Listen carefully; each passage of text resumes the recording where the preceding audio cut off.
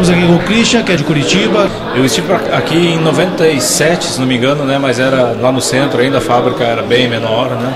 Então essa estrutura aqui também é bem relativamente nova, né? A primeira vez foi impressionante mesmo, muito legal.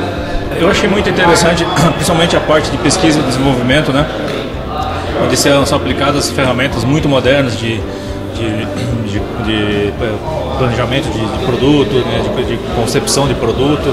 Achei isso muito legal. São coisas que você hoje em dia, são poucas empresas até no mundo que tem isso, né, nessa área de áudio. Eu achei uma coisa gostei bastante do que eu vi, achei muito bom. E a gente sempre vendia os sistemas.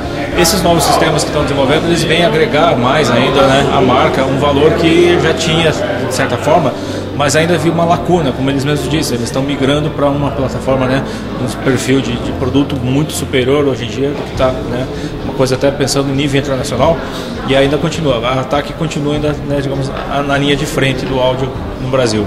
Eu achei uma sonoridade muito boa, né? O desenvolvimento do produto, o foco que foi dado para chegar a um resultado é muito positivo, devido a uma série de implementos que eles fizeram, seguindo uma ordem natural até de alguns fabricantes mundiais.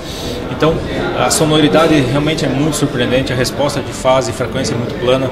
Isso é uma coisa que agrada tanto para a gente que é projetista, que é técnico, que gosta de mixar, né, como também vai acabar agradando aos clientes, né.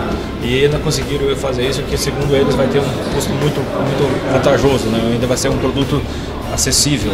Então eu achei isso muito bom, essa parte. A sonoridade realmente é impressionante do novo sistema.